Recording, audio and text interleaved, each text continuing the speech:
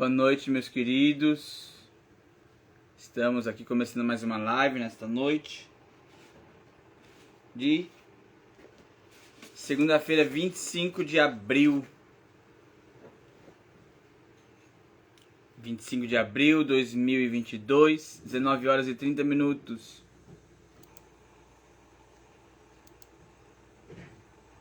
Deixa eu só... Eu estou removendo a live do Instagram, do YouTube, quer dizer. Daqui a pouco nossos amigos vão chegar. Deixa eu só avisar no outro grupo que a live não será no momento no Instagram, mas sim no YouTube, no Instagram e não no YouTube.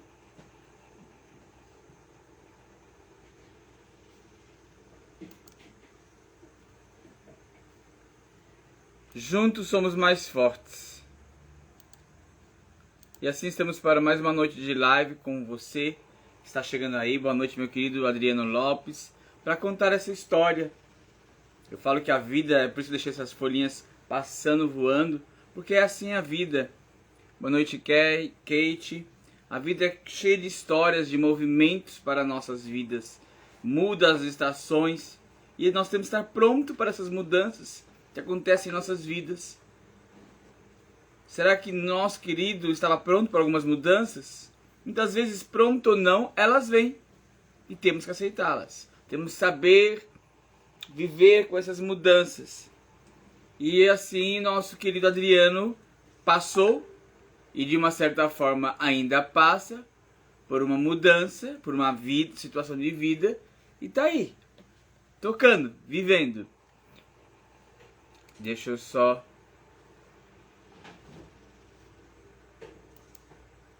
colocar aqui, vou trazer nosso convidado para a live de hoje, que traz o título Diagnóstico não é o fim. No final eu coloco o título da live, tá?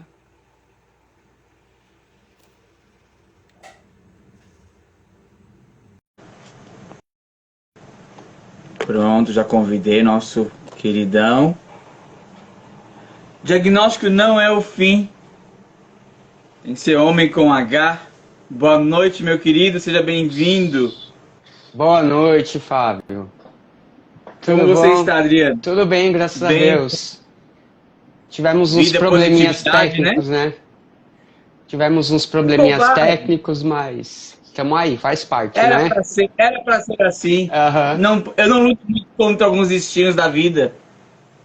É, assim mesmo, aí a gente vai burlando, né? Vai dando um jeitinho brasileiro. Pois é. Olha, gostei do quadro ali atrás, hein? É um vinil. Não é da minha época isso. É o Raul Seixas. Não, essa coisa de vinil não é da minha época, não? sabe? Não. Ah, tá. Pior que é. Só uma brincadeira, mas já tive 40 um dia. Mas voltou pra moda de novo, né? Então, estamos na moda, né? Estamos atuais. Muito obrigado por ter aceito o convite, tá bom? Eu que agradeço. Tá, e fique à vontade agora em se apresentar para as pessoas, tá chegando mais pessoas, Vivian, tá chegando algumas pessoas. Depois dessa live eu vou abaixar ela, vou colocar no YouTube. Sim. Eu tinha colocado o seu link lá, que você tem um canal, já estou seguindo você no YouTube também. Eu vi. Tá? Viu? Você percebeu então? Eu vi que você entrou no meu canal, né, que está seguindo. Legal. E parabéns, então agora fica à vontade de se apresentar. Fique à vontade. Tá bom, para quem não me conhece, meu nome é Adriano, eu tenho 46 anos, eu nasci com hemofilia, né? Vou só explicar assim bem por cima o que é hemofilia. Hemofilia é uma deficiência em um dos fatores de coagulação do sangue.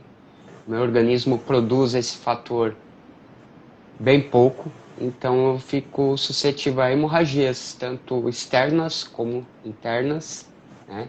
Articulações, e por conta disso eu tenho que fazer a reposição desse fator, que é um derivado de sangue, e nessa de fazer essa reposição de fator, né?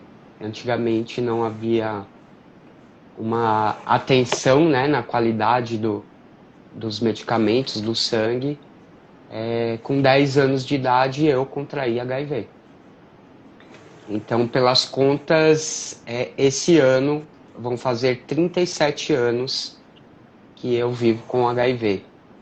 Né? Não digo 37 anos que eu vivo com HIV, né? É um pouquinho menos, porque eu vivi com AIDS por um bom tempo, né?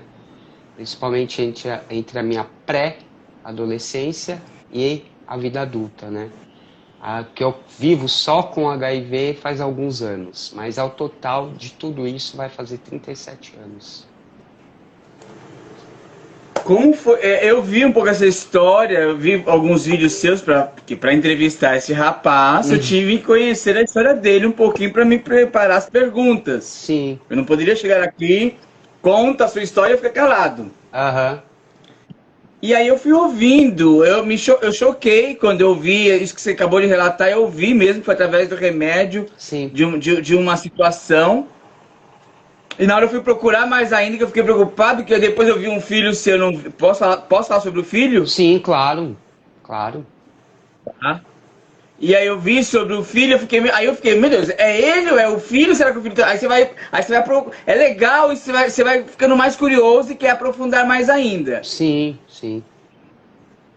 Já eu vou, mas eu sei que também tem um probleminha de saúde o filho, correto? Sim, tem também. Mas não tem nada a ver comigo, Sim. né? Com o que eu tenho, com a hemofilia, nada. É uma outra história, né? Que eu vou contar também. Que já a gente, se você quiser, a gente fala. Mas eu quero saber agora a situação, como foi para a família, uma situação que estava por um cuidado de saúde, por um remédio, como foi o choque, como foi a situação, e de repente, e como foi a descoberta? Então, assim, Fábio, eu frequentava o hospital direto, né? Porque naquela época o tratamento para hemofilia, depois se as pessoas quiserem aprofundar um pouco mais, naquela época o tratamento da hemofilia era só no hospital, então o medicamento era só no hospital. Então eu praticamente passava a minha infância inteira toda semana no hospital. E isso foi em início de 80, né? Foi em 85.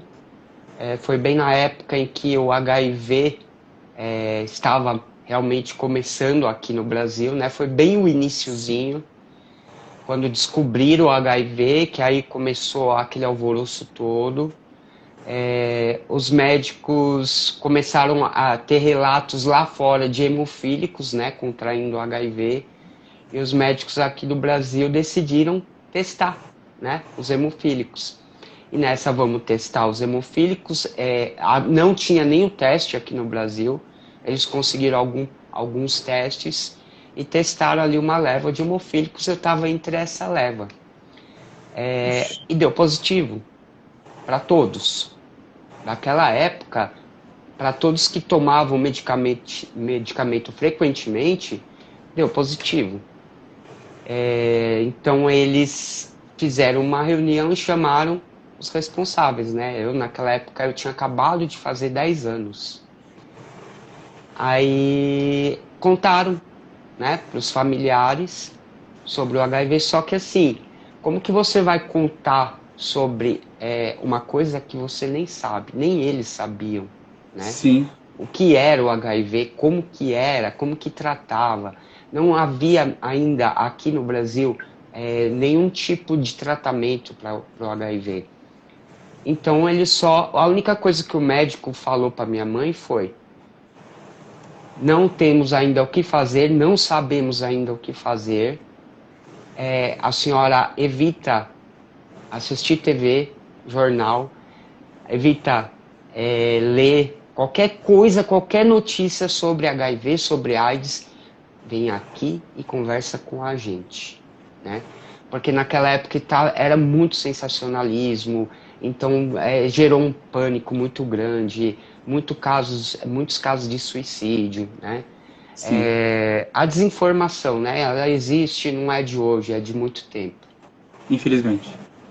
E um dos médicos que cuidava de mim, que era um hematologista, ele também era hemofílico e ele também contraiu HIV na mesma época que eu.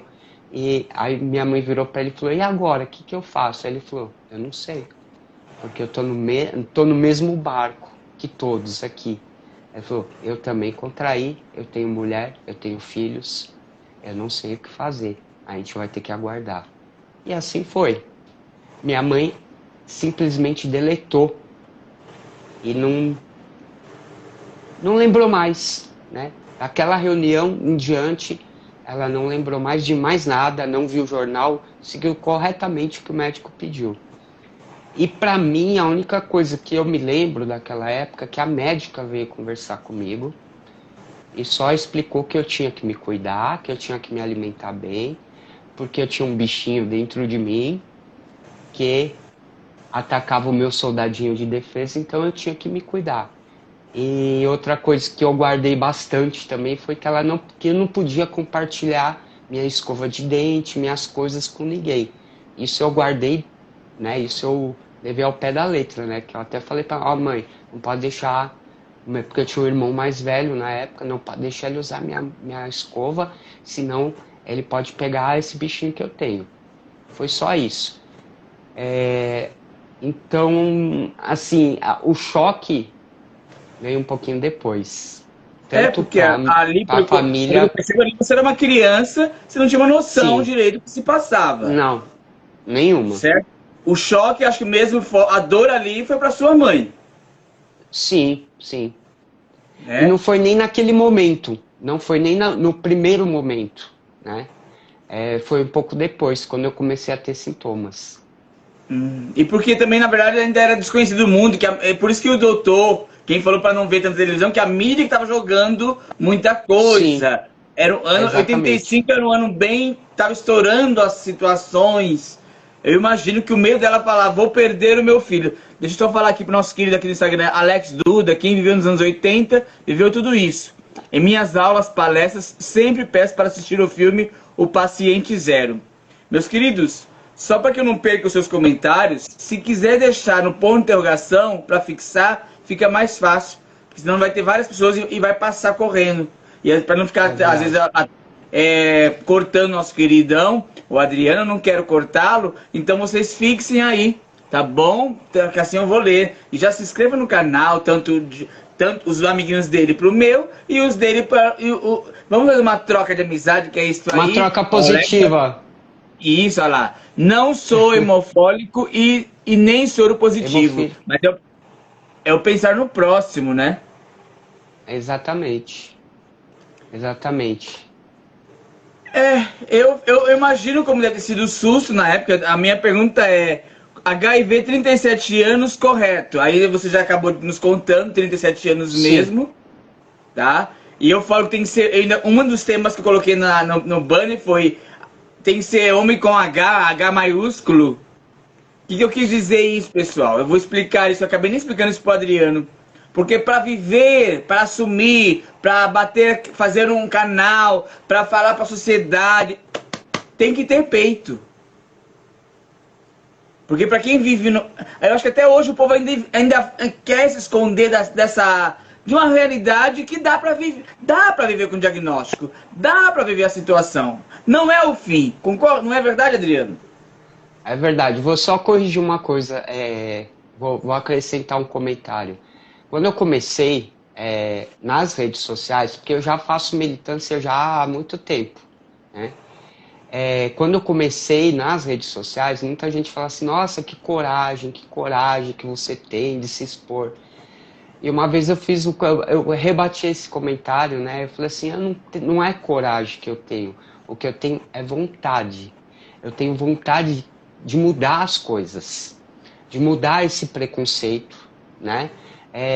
De fazer com que as pessoas entendam que, apesar do diagnóstico, vou falar para você, é fácil, não vou romantizar, não é fácil, né? Mas dá para viver. É só você querer, né? Ainda mais hoje em dia, que nem existe o tratamento hoje, ele está muito evoluído. Só que assim, o meu grande medo é o quê? É na questão de falar, você está romantizando, é tranquilo. Não, não é tranquilo, gente.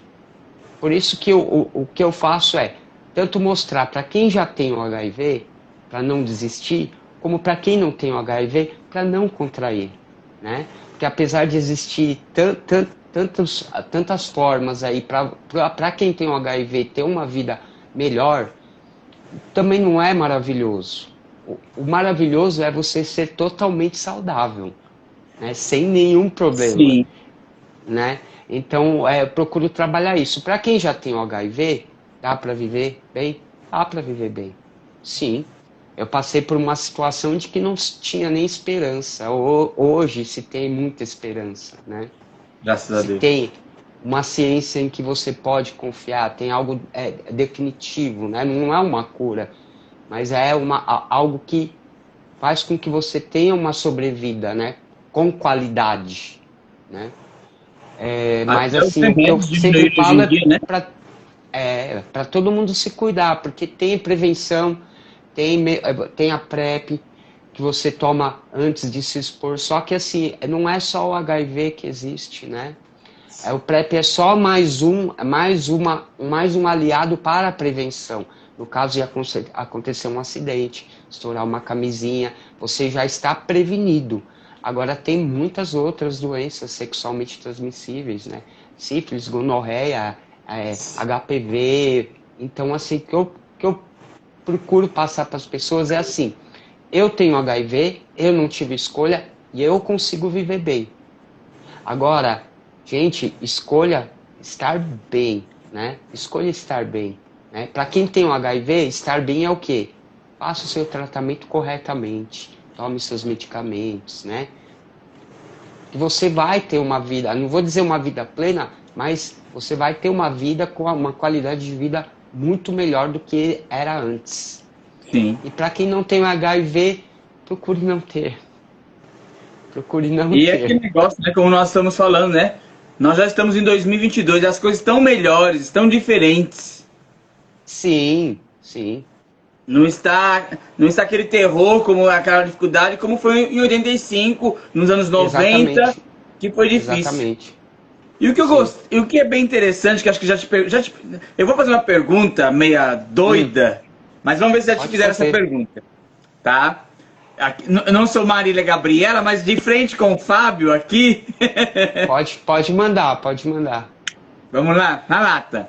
Porque geralmente, eu já fiz live com pessoas também, vários tipos de, por isso que o canal chama Traz pra Roda, que eu gosto de trazer todo tipo de assunto. Eu fiz Sim, com o doutor Sidney a semana retrasada, que você deve conhecer. sim. E aí, todo mundo acha que o HIV, a AIDS, só quem pega é o homossexual. Não. Correto? Não, isso é um mito. Isso, Aham. isso é um mito. Sim. Eu não estou falando que é correto isso. Aham.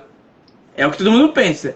E de repente, tá aí o nosso querido a- de- mudando tudo isso. E aí eu te pergunto, as pessoas já fizeram essa pergunta pra você, mas pera lá, Adriano, mas você não é gay? Já te fizeram essa loucura de perguntar, como assim? Já te indagaram pela sexualidade por isso? Já, já. Já? Já me perguntaram, mas assim, como que você pegou HIV com 10 anos de idade? O que que você fez? Né? Pô, mas como que se com 10 anos de idade eu já tivesse uma vida sexual ativíssima, né? Ou É. aconteceu alguma coisa, né? Sei lá, um estupro, alguma coisa. Aí eu vou e explico, não. É, eu contraí através do medicamento, que é derivado de sangue, tal, tal, tal. Mas assim, mesmo naquela época, né? Foi bom você tocar nesse assunto, porque assim, naquela época a AIDS, ela foi titulada como a peste gay. Sim. Então quem viveu aquela época se lembra muito bem como que era. Só que assim, o que aconteceu? Começou de repente a aparecer hemofílico com HIV, homens heterossexuais com HIV, mulheres com HIV.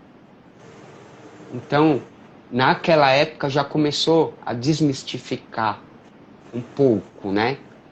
Só que assim, o preconceito é sempre muito grande. E naquela época era muito difícil alguém chegar e botar a cara e falar, não, não é assim, né? Um heterossexual virar e falar, olha, eu tenho HIV, eu não sou gay, né? Ninguém fazia isso porque já tinha aquele estereótipo, né? O estereótipo de que só pega HIV quem é homossexual, ou é promíscuo, né? Porque era assim, ou era prostituta ou era homossexual, né? Então já foi aquele estereótipo já estava formado, né? Então o hétero que contraía o HIV, ele tinha medo. Ele tinha medo, né, de falar que tinha o HIV, porque ele já ia estar relacionado com a questão da homossexualidade ou com a questão da promiscuidade, né?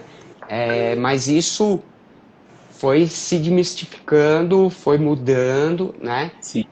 Hoje, infelizmente, ainda existe muito preconceito, mesmo com esse monte de informação que a gente tem, mesmo com várias pessoas, não só eu, mas tem muita gente que está pondo a sua cara na telinha aí, falando e informando, ainda existe. Mas a gente está aqui para lutar contra isso, né? Exatamente, fazendo uma história, fazendo um algo diferente para as pessoas, exatamente, para uma nova geração. Se não foi para a geração passada, para essa geração, mas para uma nova geração. Exatamente.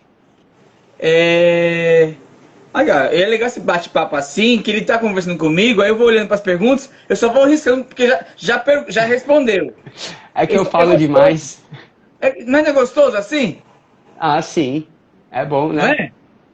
Aqui eu ainda falo, medicamento para salvar a vida contribui. Já falamos sobre medicamento que salvou vida, que na verdade acabou adquirindo, já falamos. Sim, e deixa eu só um adendo. De 85 para cá, os medicamentos para a hemofilia, eles passaram por todo o processo, né, de purificação. Então, o risco de qualquer tipo de vírus, como HIV, ou até... Porque se pegava chagas, se pegava sífilis, tudo através dos medicamentos. Hoje o risco é zero. Entendeu? Precisou acontecer o HIV vir, aparecer, para eles começarem a usar uma tecnologia de purificação que encarecia muito os medicamentos, mas que salvava vidas, né? Aí, a partir dessa data de 85, nenhum medicamento mais trouxe risco. Então, quem é hemofílico ou mãe de hemofílico que está assistindo agora a live, pode ficar tranquila, porque não existe mais o risco. Desde 85. Uma curiosidade agora, nessa conversa, eu tenho as perguntas e você vai me dando mais curiosidades da sua história. Aham. Mamãe tá viva? Sim, graças a Deus. Eu acho que deve ser uma alegria ver esse filho assim já adulto, que formou uma família com tanta garra. Eu quero já, se caso ela veja essa live, dedicar meus parabéns a ela, essa live, para essa senhora tão guerreira, que não deve ter sido fácil. Porque uma coisa é hoje o Adriano, com seus 40 anos por aí de idade, segurar uma peteca. Mas antes, quem segurou essa peteca foi ela. Segurou muitas petecas, viu? Muitas. Eu vou mudar a palavra peteca. Uma batata quente. Sim, segurou bastante. E ela não jogou para outro segurar, foi para ela. Ela não largou para uma instituição. Toma, esse filho aqui eu não quero. Toma, eu vou ficar com os outros. Não. Ela segurou a batata quente e tá aí. Virou um purê, não sei se virou. Tá aí a batata. Não se perdeu. Não, tá aí. A batata continua quente, mas tá aqui. É interessante essa frase. É algo para nós debatermos. O que ele quer dizer com essa batata quente? Se ele não vigiar, a coisa estoura, vai queimar. Sim. É o cuidado dele, o trabalho continua. A Vilma dando beijo para a mamãe de Adriano, tem bastante gente chegando, uma luta diária do Alzheimer, que é a nossa amiga Oscarina, várias pessoas chegando, tá, meus queridos? Sintam-se abraçados. Então, Adriano, meu parabéns para sua mamãe, em especial. Sim. E aí eu vendo uma história... grande parte de eu estar aqui hoje, vivo, eu dedico a ela, porque foi ela. Ela segurou muita coisa, né? Ela segurou uma batata quente, ela segurou um rojão, ela segurou bastante coisa mesmo. E graças a ela eu tô aqui hoje. Firme e É a grande forte. parte. Até eu conseguir me levantar sozinho, né? Me erguer sozinho para seguir a minha vida, foi ela que segurou a bronca. Eu tô com o pessoal que tava no. O pessoal que tava lá no YouTube tá aqui já. A Kátia, Aham, a Leomilda. A Leomilda passou uma situação há pouco tempo. Por um erro médico, ela perdeu o fígado. pois é. Me corrija, Leomilda, se eu falei certo, se fígado, se rim, é uma coisa assim, perdão, mas ela perdeu por um erro assim, que foi fazer um tratamento e perdeu. Tirou. Foi um problema, teve que tirar. Então, as situações, só que dá pra continuar, dá. E aí, 10 anos de idade, Adriano tinha, daqui a pouco chega na adolescência. Chegando na adolescência, quer namorar, tá? Aqui a nossa amiga falando, tem minha admiração pela força que tem. E até essa cabeça desse jovem entender do namoro, porque era adolescente na época. Daqui a pouco a live volta e deu uma travada. Deixa eu só esperar. Voltou. Era adolescente na época, né? Como que a mamãe vai explicar, filho? Eu acho que. Como foi essa parte adolescente pro Adriano, o namoro, essa partezinha aí, Adriano? Então, o que acontece? Com 12 anos eu já comecei. Você está me ouvindo bem? Que meu fone aqui deu um crequinho aqui. Não tá Perfeito. ligando. Com 12 anos eu já comecei a ter alguns sintomas, né? Que é por isso que eu falei para você, minha mãe foi ter o baque um tempo depois. Com 12 anos eu comecei a ter alguns sintomas e quando a minha mãe me levou no médico, ela não sabia o que era, ela esqueceu o que tinha acontecido e aí o médico falou: "Bom, mãe, você não sabe o que é? O seu filho tem AIDS, né?" Aí veio tudo de uma vez, era aquele baque. Então, dos 12 anos para frente, eu comecei a ter tanto problemas com a hemofilia, tive muito problema de joelho e tal, como do HIV.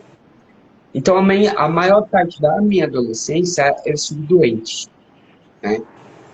Fiquei muito doente, a questão de sobreviver mesmo, né? Eu tive que abandonar a escola, tive que abandonar qualquer carreira que eu quisesse seguir, eu tive que abandonar tudo para estar vivo. Dos 18 anos para frente, foi a última oportunista grave que eu tive foi com 18 anos.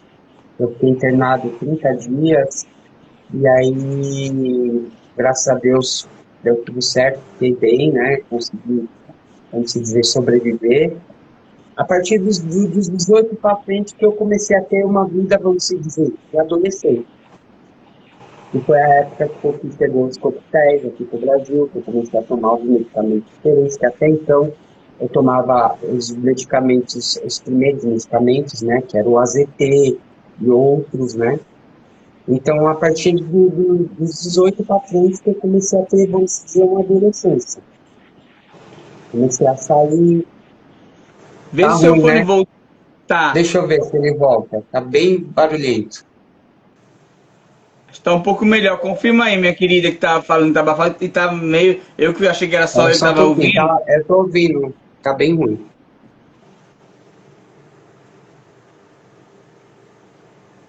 Vê se ele tá me ouvindo agora. Eu ouço. Tá? Ainda tá um pouquinho chiado, mas tá melhor. Então, aí foi a partir dos 18 que aí eu comecei, vamos se dizer, aí comecei a trabalhar.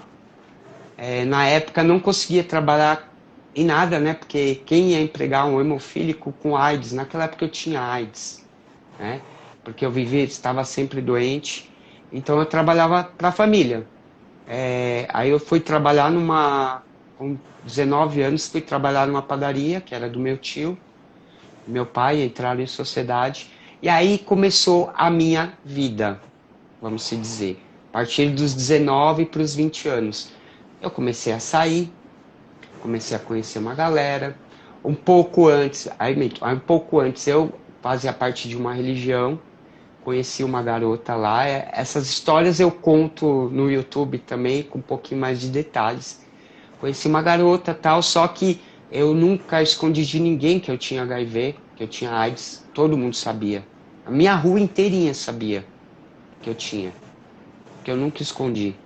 Então eu tinha um pouco de dificuldade, assim, para relacionamentos, porque muitas vezes as pessoas já sabiam e não se aproximavam com a intenção do relacionamento, né? Não, não, eu que E, fiz assim, que as pessoas ah, faziam assim tá. com. Ah, sim, não. Assim, eu tinha muitas amizades, amigos eu tinha bastante.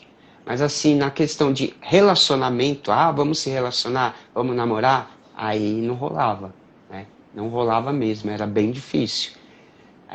Aí eu comecei a namorar uma menina, contaram pra ela, ela aceitou. Aí depois ela não aceitou mais, ela achou que a família não ia aceitar. Aí desmanchamos o namoro. Nessa desmanchamos o namoro, eu abandonei a religião e comecei a fazer novas amizades. Aí, entre essas novas amizades, eu não contava. Eu comecei a selecionar para quem que eu ia contar. Eu contava assim, para quem eu tinha muita confiança. Nessa época eu contei para um amigo e justamente eu conheci a prima dele. Aí eu conheci a prima dele. Antes eu saía, beijava aqui, beijava ali. Se rolasse alguma coisa, prevenção, né? Para mim e para ela, mas não contava. Agora, quando eu sentia que ia rolar sério, aí eu não conseguia esconder. Então, eu conheci a prima dele, começamos a se relacionar e uma semana depois eu contei para ela. Aí eu contei, né? Expliquei tudo para ela, tal. Ela aceitou, aí tivemos assim um relacionamento de 9 anos, ficamos juntos 9 anos. Depois não deu certo por outros motivos, né? Nada a ver com HIV, nada a ver com motivos amorosos mesmo, não deu certo. Fiquei solteiro, com 31 anos estava solteiro. Comecei a trabalhar numa ONG de voluntário. Quem é de São Paulo acho que conhece essa ONG, é o GIVE, Grupo de Incentivo à Vida. Trabalhei lá por 2 anos como voluntário. E nessa de estar trabalhando lá, o pessoal combinou dos héteros fazerem uma reunião, né, para se conhecerem e tal. Eu estava solteiro, eu falei, tudo bem, vamos. Só que aí a reunião ia ser muito longe, eu acabei desistindo de ir. Aí de repente, em última hora, mudou o local da reunião e foi para bem perto da onde eu estava morando, bem próximo. Eu conseguia ir a pé, era um barzinho. Eu fui, né, nessa reunião. Só que aí chegando lá, era a minha primeira tentativa de me envolver com alguém que fosse soro positivo. Porque até então eu nunca tinha me envolvido com ninguém que era soro positivo. Fui nessa reunião, né, no barzinho. Aí tinha, tipo, 2 mulheres e 11 homens. Aí tava eu e um amigo meu, olhamos a situação e falamos, eu tô fora. Aí ele falou, eu também. Não vou brigar, não vou disputar. Encostamos no balcão, aí ele começou a tomar lá uma bebida e tal. Começou a conversar com uma moça do lado dele. Aí eu encostei, comecei a conversar com ela. Aí ela me apresentou a amiga dela, que estava do lado. Aí comecei a conversar com a amiga dela. Conversando, aí a gente começou a conversar, né? Aí rolou aqueles olhares, rolou tal. Aí a gente ficou naquela noite, eu beijei ela, tal, levei ela até a casa dela. Naquela noite eu falei para ela que eu era hemofílico. Falei para ela que eu era hemofílico e combinei de encontrar com ela no outro dia. Aí no outro dia a gente se encontrou, começamos a se encontrar todos os dias. Uma semana depois eu vi e falei assim, tá ficando sério, eu vou ter que contar pra ela, né? Vou ter que falar. Que eu não gostava de esperar muito tempo, Pra, assim, ó, se não tiver que ser, que corte logo no começo pra sofrer menos, né? Eu pensava Justo. assim, né? Aí eu peguei, contei pra ela, falei sobre o HIV, ela ficou meio assustada, mas ela falou assim, não, tudo bem. Expliquei tudo, levei ela até o meu médico explicou tudo para ela. Isso numa época em que o HIV ainda não havia a possibilidade de você ficar intransmissível, de você ficar com a carga viral indetectável. Então, quem tinha o HIV era um risco para a saúde do outro, né? Vamos se dizer. Naquele tempo é. Ela encarou. Aí, 3 meses depois, a gente começou a morar, a gente foi morar junto. Aí, passou 5 anos morando junto, nos casamos, estamos aí até hoje. Há 16 anos de casados. Esta é a mãe do garoto? Eu vou te explicar agora a questão do garoto, do meu Não tem filho. problema. O garoto é filho dos pais. Não tem É o problema. nosso filho, é nosso filho, é nosso filho. Aí, questão, não, estamos casados, né? Ela é soro discordante, ela não tem HIV. Só que assim, depois de um tempo juntos, que a gente estava junto, eu fiquei indetectável. Acho que uns 5, 6 anos depois que a gente estava junto, eu fiquei indetectável. E a gente decidiu ter filhos. Vamos ter filhos? Vamos ter filhos. Ela descobriu que ela tem lupus. Aí ela descobriu que ela tem lupus. Então, assim, o lupus é uma doença autoimune, ou seja, as próprias células de defesa não atacam o próprio organismo. Então, ela descobriu, ela começou a fazer o tratamento, e uma gravidez para ela seria um risco, tanto para ela como para o bebê. Poderia correr o risco da questão do lupus atacar o bebê ou o próprio organismo dela. Então, ficou inviável, por meios naturais, termos filhos. Mas a vontade era muito grande, que aí decidimos o quê? Vamos adotar. Vamos adotar? Vamos adotar. Entramos, vamos ver, pesquisamos todo o processo, como funcionava. Entramos com o processo, né? Aí passa por várias entrevistas, tem que assistir palestra e tal, para entrar no cadastro. Aí você passa por entrevista com um psicólogo, assistente social, para depois poder entrar no cadastro. Para depois entrar no processo e o juiz aprovar para você entrar no cadastro. Aí teve um empecilho, que é a assistente social, né? Eu estou resumindo bastante, porque seria uma novela, né? A assistente social negou a nossa entrada no cadastro, tanto a assistente social como a promotora pública. Por quê? Tanto eu como a minha esposa tínhamos doenças graves e poderíamos morrer a qualquer momento. E a outra coisa que elas alegaram é que a gente morava em um conjunto habitacional, que não tinha área de lazer, e a criança não tinha como se divertir. Bom, Olha, ninguém mora em isso aí apartamento, né? arrasou. Oi? Ninguém mora Pode em falar. apartamento, né? Ninguém mora em apartamento, né? Não, não. É que naquela época, porque como era um apartamento assim popular, né? Era o chamado aqui em São Paulo Coab, Sim. são apartamentos populares, então na periferia de São Paulo, então houve um duplo preconceito, tanto a É, questão da saúde como a questão social, né? E o meu apartamento não era caindo aos pedaços, era super ajeitado, super arrumado. Mas ela, acho que para disfarçar um pouco a questão do preconceito, ela jogou uma outra. Só que acabou sim. piorando, né? É. Quando a gente recebeu a notícia, né, essa notícia que tinha sido negado, a minha esposa ficou desesperada e quis desistir. Aí eu falei assim, não, absurdo, isso aqui é um puro preconceito, não, eu vou correr atrás.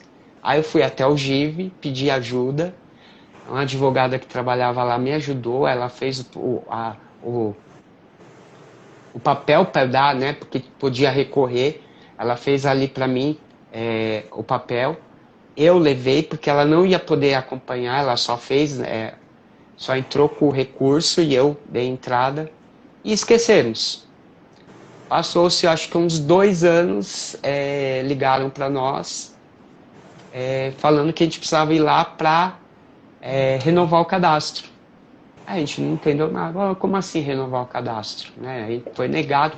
Não, vocês ganharam, vocês não acompanharam o processo, vocês ganharam o processo. Vocês estão no cadastro de adoção. Só que eu preciso que vocês venham aqui para renovar, né, os dados pessoais, tal, tudo. A gente estava de mudança, estávamos mudando de casa. Saímos de um apartamento para uma casa, né, um sobrado. E aí veio a notícia. E um pouquinho depois veio a notícia que tinha uma criança disponível para a gente, no perfil que a gente tinha pedido, né? Que no perfil a gente só pediu que a criança não tivesse nenhum problema de saúde. E que tivesse só até 6 anos. Só isso que a gente pediu. E aí apareceu um menino de 1 ano e 4 meses, só que, aí tem o só que, ele tinha um problema cardíaco, que eles não sabiam o que era. Nós aceitamos que, não, a gente quer, ficamos 3 anos esperando, né, para adotar. Nós queremos. Quando foi para conhecer ele estava internado, estava com pneumonia, ainda demorou. Aí depois fomos conhecer ele no abrigo, ficamos 1 mês visitando ele no abrigo até poder vir para casa. E aí descobrimos que ele tem uma cardiopatia congênita, né, de nascença, muito grave. E ele já tinha operado 2 vezes. E quando ele veio para a gente, 6 meses depois que ele já estava com a gente, ele operou novamente. Ficou 30 dias internado e a gente acompanhou tudo. Mas hoje ele está aqui com 7 anos. Vai precisar fazer outras cirurgias, mas ele está bem. E já está com 7 anos aqui, o nosso filho. É nosso filho. Mas foi assim, foi uma outra luta, né? Foi uma outra luta para conseguir adotar ele. Ele é tão filho de vocês, do casal mesmo, que puxou o pai e a mãe. Tá vivendo uma luta constante, né? Uma luta para estar aqui neste plano terrestre. E o mais engraçado é que, como essa assistente social, ela até saiu, ela foi exonerada do cargo. Eu não entrei com nenhum processo contra ela, mas o próprio tribunal deu um jeitinho de tirar ela, né? Porque ali ficou muito explícito, né, a questão do preconceito. E poderia dar algum problema, né, também para o tribunal. Sim. Eu poderia ter entrado com processo, mas eu não quis, que eu queria meu filho, eu não queria processar ninguém. E é tão engraçado porque, assim, os 2 que poderiam morrer a qualquer momento, adotaram uma criança que poderia morrer também a qualquer momento. E tá os 3 aqui. E ele, quando veio para nós, ele não andava, ele não falava. Puxa. Ele era uma criança, assim, que a gente tinha a impressão que ele ia ficar assim para sempre. E a partir do momento que ele veio para casa, ele começou a desenvolver de uma maneira, começou a andar, começou a falar. E logo depois da cirurgia, ele teve que pôr uma tráqueo, porque deu um problema quando foi estubar ele. Ele usou tráqueo 2 anos e esse menino falava mesmo com tráqueo. Ele falava com a gente. Foi um caso assim também à parte, né? Uma coisa que não, é filho de vocês mesmo, não tem como. Eu falo isso, pessoal, que quem vê os vídeos deles, que hoje eu percorri toda a história dele para me preparar a live de hoje, eu percorri a sua história, eu fui atrás da sua vida. E eu vi o menino assim, você não pensa que tem problema de saúde nenhum, porque ele anda, ele brinca, é uma criança normal. E por que não dizer que é normal? Porque tem problema de saúde? Isso é uma situação. Eu falo que todos nós, eu sempre falo isso nas minhas lives, todos nós temos um problema de saúde. Se nós fôssemos perfeitos, não teríamos uma gripe, não teríamos uma pneumonia. A partir do momento que nosso corpo ele é frágil para pegar alguma coisa, é porque saudável nós não somos. Sim, exatamente. Já começa por aí. Você tem uma saúde. Eu tenho uma saúde boa. Não, ninguém tem saúde boa. Não. Tem que tomar cuidado, porque a garganta, vai chegar na idade, tem que pegar o gengibre, chega uma idade, tem que cuidar daqui. Faz parte. É verdade. É que nem uma vez, chegando nesse pensamento, uma vez eu fui questionado, porque o pessoal me questionou porque eu estava aplaudindo a questão de hoje, os medicamentos fazem com que a gente que tem HIV fique indetectável, não transmita mais o HIV, tem uma vida... Aí o texto dizia uma vida plena. Aí eu aplaudi e me questionaram, né? Mas não é assim. Quem tem HIV ainda tem muita gente que sofre para se adaptar com o remédio. Eu falei, não, concordo. Agora sim, uma pessoa que tem HIV não tem uma vida plena. Mas quem tem vida plena? Me fala. Aí eu falei para a pessoa, quem que tem uma vida plena hoje? Quem? Ninguém. Se você não tem HIV, você tem alguma outra coisa. Ou você tem um diabetes, ou um colesterol. É alguma coisa que você tem que controlar e sua vida não é plena. Você tem que tomar algum remédio. Não existe ninguém que não tenha que tomar nenhum medicamento. Eu não Não conheço. é aqui o nosso descanso pleno, a nossa paz plena, não é aqui, neste plano terrestre. Eu tenho a nossa amiga aqui, a nossa amiga Kátia, a nossa amiga uma luta diária do Alzheimer, elas têm parentes, mães com Alzheimer. Então, quando você não tem uma vida plena de saúde, você tem o seu pai, sua mãe nosso amigo Cristiano tá aí, ter seu pai, sua mãe com Alzheimer, você cada dia vendo eles morrendo a cada dia, perdendo a memória, também é uma outra situação, também. Sim. Então, sim. Isso não é vida plena. Então, é o que Jesus diz na Bíblia, né? No mundo tereis aflições, mas tem de bom ânimo. Ou seja, ninguém descartou que você não vai ter problemas, mas falou, tem de bom ânimo. Exatamente. Tem que tocar o barco, né? Tem que tocar o barco, não tem jeito. Ninguém tem uma cruz que não possa suportar. Cada um com a sua cruz. Exatamente. Claro que filhos não é cruz. Chega uma hora que você nem mais enxerga como cruz. Você enxerga a dor, a doença, o diagnóstico como uma prova, um aprendizado. Sim, eu costumo falar assim, não foca no problema, foca na solução. E tá aí, meus queridos, olha aí, ó, já há quase 37 anos, foi com 10 anos, tá? A situação que chegou para a mãe dele, em primeiro lugar foi para a mãe dele, para ele ouviu falar, mas ficou ali, sentiu com 12 a situação chegando, e aí nós falamos, já falamos do preconceito, já falamos de casamento, é que eu falo, eu tô riscando aqui as perguntas, já falamos de casamento, já falamos de como foi, mas aí eu vou na parte de família. A família, todos os seus tios, primos, nos anos 85, 90, como foi tudo isso? Ou você afastou sua mãe ficou sozinha? Como foi todo esse momento de família? Exatamente ao contrário, a família se uniu mais. Todos. Teve um momento, aquele momento que eu falei que com 18 anos eu fiquei internado, a família todinha estava lá, toda a família. Teve uma situação que eu tive que ser transferido para um outro hospital, e nesse hospital não tinha tratamento para hemofilia também, porque aí tinha que dar conta de duas coisas, né? Tanto da questão da AIDS como da hemofilia. E aí não tinha como transferir para o hospital que eu fazia meu tratamento. Foi um comboio de família. Eu fui no carro do meu tio, eu fui na ambulância, porque aí tiveram que assinar um termo. Eu fui no carro do meu tio, e os outros carros, eram 5, 6 carros, tudo seguindo até o hospital, a família toda. Então, a família sempre apoiou, sempre ajudou, né? Tanto em questão emocional, meus primos, meus tios sempre me ajudaram. Nessa época que eu ficava muito doente, então eu não tinha muito amigos, não saía. Meus primos iam em casa, me pegavam, vamos sair, vamos no cinema, vamos na minha casa assistir uns filmes. Então eu sempre tive esse apoio da família, sempre. Então, Adriano, nem teve tempo para ter depressão, né? Tive. Teve? Porque eu falei depressão. Assim, tanto amor foi envolvido que acho que nem deu para ter depressão. Fale sobre isso. eu tive o meu maior problema qual que era? Na adolescência, né, que eu comecei a ficar doente, eu tive que abandonar a escola.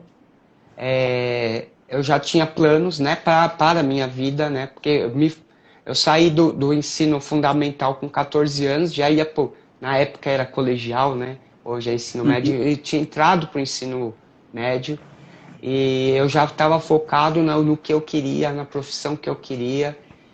No primeiro ano do médio eu já fui levando currículo para que eu já tinha em base. Ó, eu vou terminar esse curso, fui fazer publicidade, técnico em publicidade.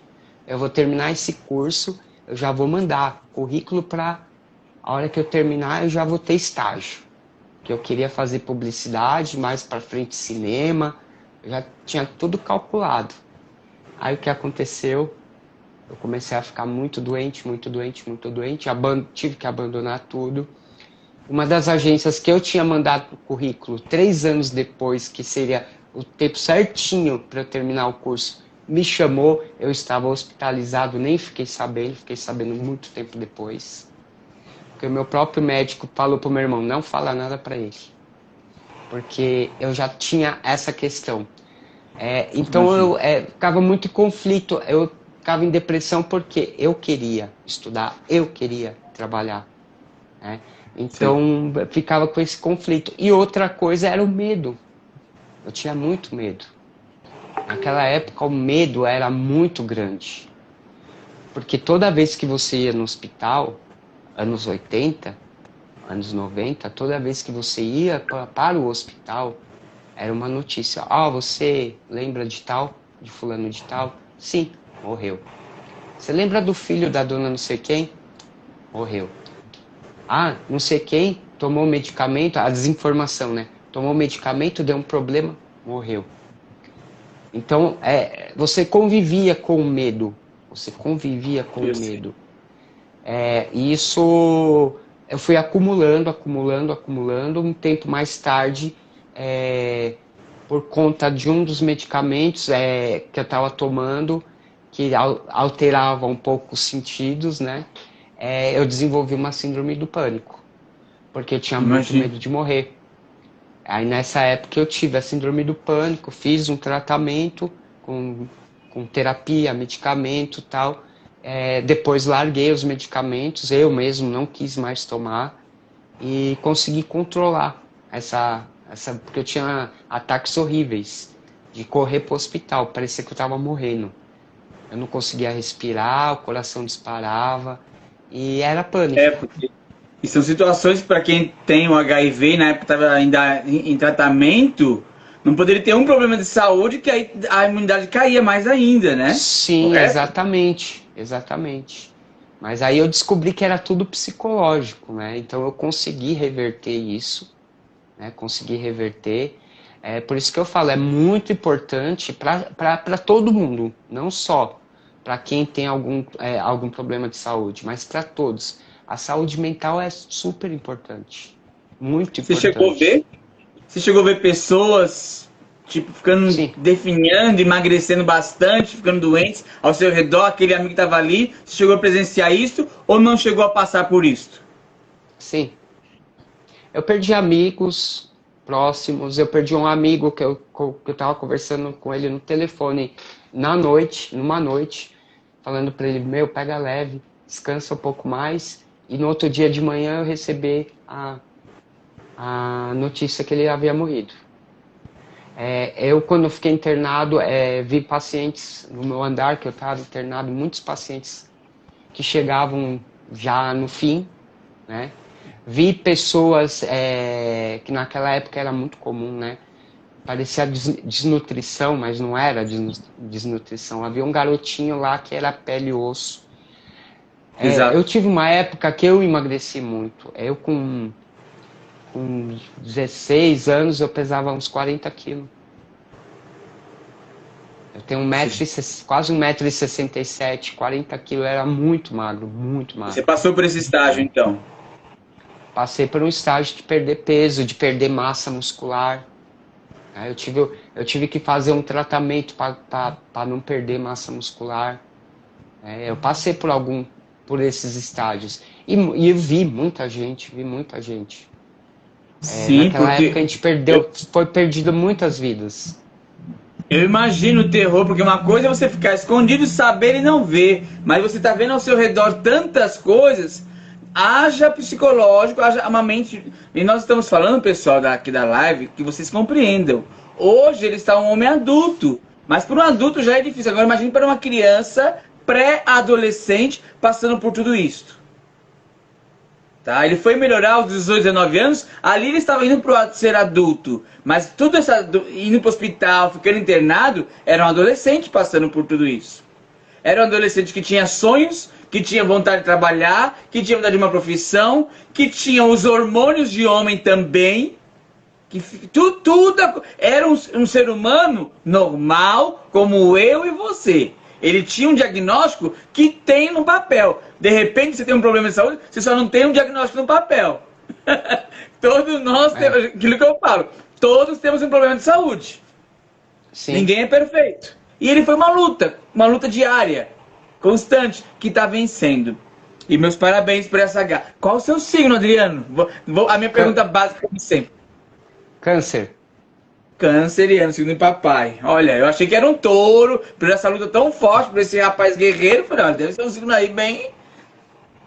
Não, é câncer, sou bem emotivo. Bem familiar, por isso que lutou pela família. Uhum. Depois passou-se os anos, eu estou acrescentando essa pergunta. Eu sei que já chegamos a 1 hora estamos chegando a 1 hora de live. Eu tenho que te dizer, você precisa descansar também, né? Só haja garganta. Uhum. Quase terminando. É que é uma conversa tão gostosa que eu tenho as perguntas, você me faz ter perguntas, me perdoe. Imagina. Mas eu te pergunto, você falou de faculdade de sonhos. Realizou? Fez depois da publicidade? Entrou na área ou não? Mudou a história? Não, mudou a história totalmente. Mudou a história totalmente porque na época que eu conheci minha esposa atual, eu já estava aposentado. Eu me aposentei com 23 anos. Na época eu estava tão ruim, que o INSS pensou que eu ia morrer. E me aposentou. De tão ruim que eu estava. Eles me aposentaram, né, por invalidez.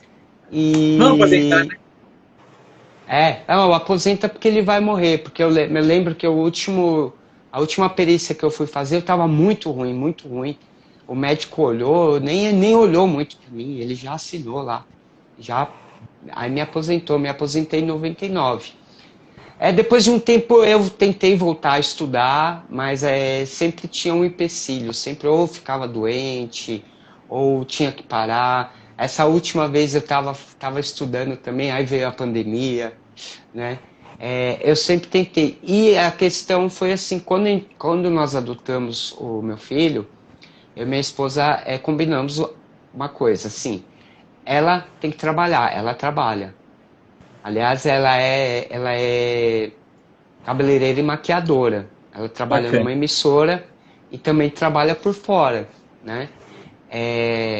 Aí ela falou, olha, eu tenho que trabalhar. Então vamos combinar uma coisa?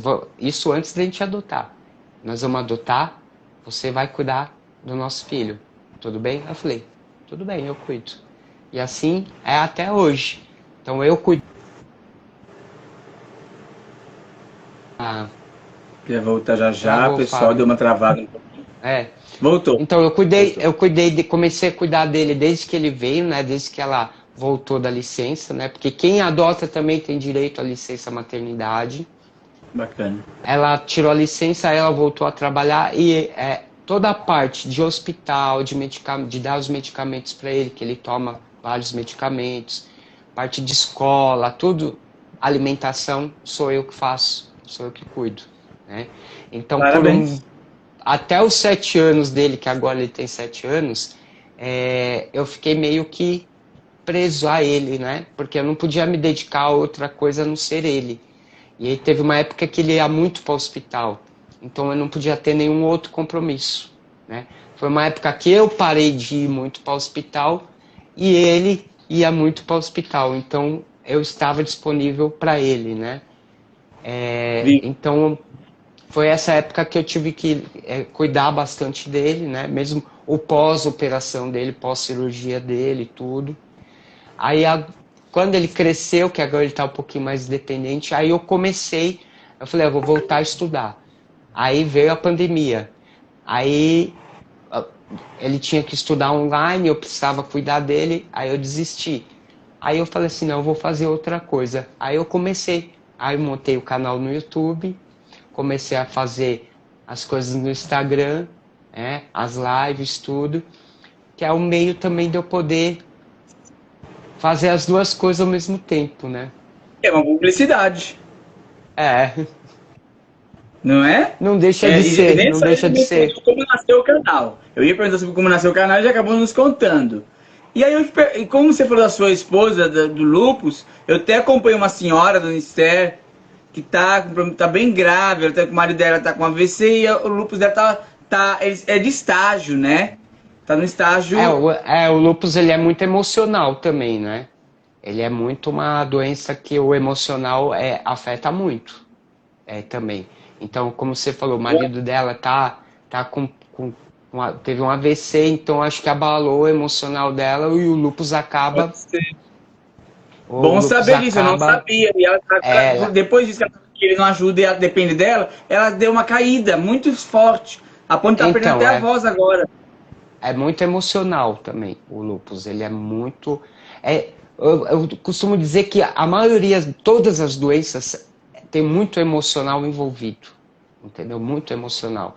Porque se o seu psicológico estiver abalado, o seu corpo também se abala. Então, qualquer coisinha, até uma gripe, se você tiver, e o seu psicológico não estiver bom, ela vai ficar mais grave.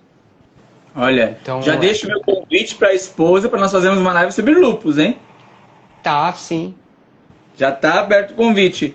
Hoje em dia, estamos em 2022, família formada, desafios aí, esposa, filho, a sua vida, tudo é um desafio. Qual o seu maior medo hoje em dia, 2022, 25 de abril? Existe um medo. Meu maior medo, eu acho que assim, quem é pai acho que vai entender isso. O meu maior medo é faltar alguma coisa pro meu filho ou acontecer algo com ele. Eu Esse é o meu imaginei. maior medo. O meu maior medo é esse. Né? Até com a questão de saúde dele, eu procuro não pensar muito nisso. Até porque eu passei por um estágio assim, né? De estar muito próximo da morte, né?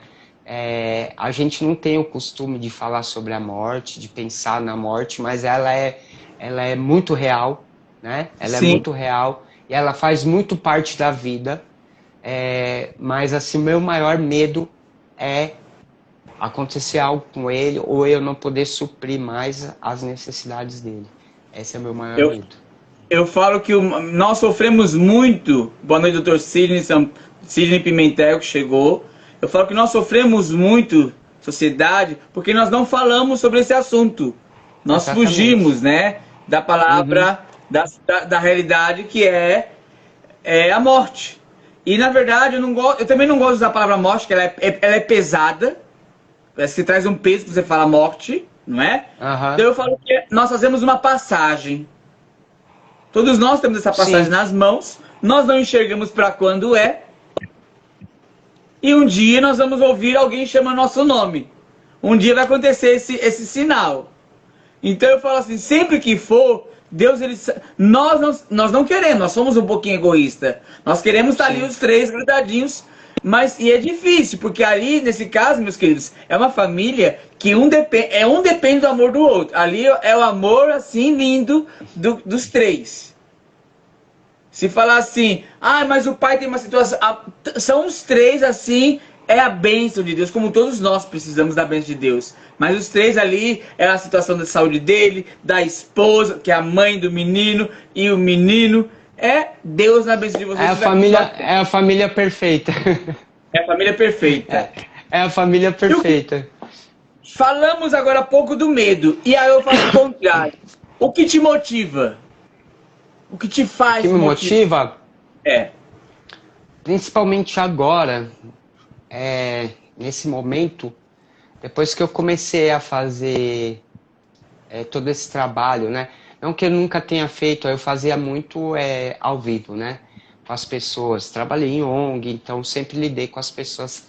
O que me motiva é tipo assim, às vezes uma pessoa vem me procura e conversa comigo e eu consigo passar uma tranquilidade para essa pessoa, né? Uma pessoa vem desesperada, ai, eu descobri que eu tô com HIV e agora, e eu consigo fazer com que a pessoa termine essa conversa assim tranquila, né? Porque aí eu começo a falar, não, não é assim, assim, eu começo a falar um pouco da minha experiência e a pessoa parece que tira aquele peso, né? Porque é um peso, tira um peso das costas. Então, o que me motiva é isso, eu tá fazendo alguma diferença, né? Menos um sofrendo, né? Menos um, né? Menos um. E para mim, assim, eu não me importo com a quantidade. Né? É assim, eu posso não ter muitos seguidores, o meu canal do YouTube não ter muitos inscritos, mas meu filho às vezes fala pra mim, né? Porque criança, né? Nossa, pai, mas você não tem nem pouquinho inscrito. Eu falo pra ele, não importa quantos inscritos eu tenho. O que importa é se um desses inscritos aí ouviu o seu pai e o que o seu pai falou ajudou, pra mim já tá ótimo. Ah, Aí mano, ele olhou pra mim e falou assim, é verdade, pai. eu não sei se, não vou falar o nome dele não, que eu tenho aqui notado, mas não vou falar o nome dele não. Mas olha, filho do pai. Olha, mas pode ter certeza, eu vou pegar o link do seu pai, colocar no grupo que eu tenho. Nós temos um grupo que chama Amor nos Uniu pela Dor, para pelo menos uns 5, 6 aí. Eu vou pedir para. Não posso falar do grupo inteiro, porque nem o grupo inteiro às vezes me acompanha, né? Que a gente não vai pelas pessoas, infelizmente. Mas vamos lutar para que cresça assim. Eu quero me juntar mais a você para que cresça esse canal, para que já já ele volta. Vamos juntar forças aí. E quem sabe, Adriano, quem sabe no futuro, daqui uns 5 anos que ele vai estar mais adolescente, ele vai ser um novo youtuber também, ajudando vídeos que têm as mesmas situações dele de adolescente com problemas. Não, mas ele já quer fazer um canal. Eu falo, mas você quer fazer um canal para falar do quê? Aí eu quero falar da minha vida, pai. Eu quero falar do meu problema que eu tenho. Ele fala, eu quero falar do meu problema que eu tenho. Eu quero falar que eu não tinha pai nem mãe, que vocês agora são meu pai, porque ele já sabe que ele é adotado, a gente sempre falou para ele. Eu Ele quer senti falar isso da vida claramente, dele. isso acontecendo. Vai ser o seu peixe. Sabe aquela coisa de filho de peixe, peixinho, é? Não é você É o contando a sua legado, vida? né? É um legado. Isso é uma honra, uma alegria para você já vendo, enxergando isso. Ah, sim. Tá? Acho que a sua melhor faculdade, a melhor faculdade, quem tá fazendo a melhor faculdade é seu filho, é com você. Bom, meu querido, tô quase terminando essa live. Pedindo perdão por ter segurado você mais de uma hora, Imagina, imagina. tá? E eu Um quero que você prazer. deixe uma mensagem para nós falamos do tema da live que é diagnóstico não é o fim, tá?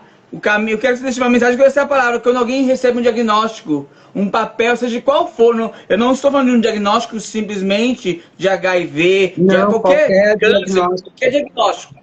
Qual a Qualquer mensagem que você dá para essa pessoa? diagnóstico. Inclusive, eu tive um diagnóstico recentemente, em 2020. Eu estava com câncer de pele nas costas, maligno, um melanoma. E minha esposa ficou desesperada, a família ficou desesperada. Eu fiquei bem tranquilo. Eu falei: olha, seja o que Deus quiser. Se eu tiver que fazer tratamento, eu vou fazer, vou encarar mais um. Se não tiver, amém. Se tiver, eu vou ter que encarar. Então, vamos ficar tranquilo? Vamos. Eu fui, fiz a cirurgia, tirei, não precisei fazer nenhum tipo de tratamento, só faço um acompanhamento, mas estava só localizado mesmo. Então, assim, o diagnóstico, ele não vai, ele não é o seu destino. Não é porque você pegou um diagnóstico hoje, eu vou morrer. Não, você vai morrer se você quiser. Se você quiser, o caminho você que faz. Você pegou o diagnóstico, é o que eu falo, não foca no problema, foca na solução. Tá? Esse é o meu diagnóstico. O que eu tenho que fazer para passar por, para sobreviver a isso? Para passar por isso? Tem que fazer o tratamento, eu tenho que tomar medicamento, o que eu tenho que fazer? Vamos tentar. né? Em primeiro lugar, você tem que querer estar vivo. Não é um diagnóstico que vai te matar, é você que vai se matar, né? Então, é o querer estar vivo. Então, não é destino, o diagnóstico não é destino, a gente faz o nosso destino, as nossas escolhas, entendeu? Eu poderia ter descoberto, eu tenho HIV quando eu estava adolescente, e falar, não quero mais viver, para que que eu vou viver? Se eu decidisse não querer viver, eu teria ficado lá nos anos 80, teria morrido, né? Eu quis viver. Então, apesar de todas as dificuldades, não é fácil? Não é fácil. Tem hora que você fala, meu Deus, por que tudo isso? Por quê? Mas você tem que ter força, levantar e ir para a luta. Vamos até o final. Vou até o final. Eu poderia até ter morrido, mas eu não ia morrer sem lutar. Sem lutar. Então, é o que eu digo. Vamos lutar. Vamos fazer, focar na solução, não no problema, né? Porque a pessoa foca no problema. Eu tenho HIV, agora ninguém vai me querer, eu vou morrer. Não, olha, eu tenho HIV, o que eu preciso fazer para sobreviver ao HIV? O que eu preciso? A primeira coisa é você conhecer o que você tem, né? Você conhecer o que é o HIV, como que é, tal, faz o medicamento, e depois focar na solução, não no problema. Aí eu esqueço que eu tenho HIV, eu só lembro que eu tenho HIV na hora de eu tomar meu remédio. Aí eu lembro, não posso esquecer. Só nessa hora É, que eu lembro. meu querido, meu muito obrigado. Deus Eu te que abençoe. agradeço, Paulo. Estou à disposição, o canal está aberto, tá bom? Vamos nos unir, vamos crescer. Fique à vontade. Deus abençoe, um bom descanso. Obrigado, uma boa noite para todos. E eu também estou à disposição, quem quiser conversar, bater um papo, quiser me seguir, estou lá à disposição, eu respondo a todo mundo. Tá Tá bom? bom? Meus queridos, eu Tchau. vou ficar ainda aqui para falar a agenda do canal. Rapidamente eu vou falar, amanhã nós temos lives, tá?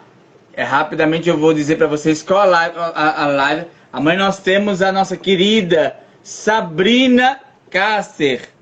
A live de amanhã é Vida após filho especial. Será que existe vida após ter um filho especial? Pois é.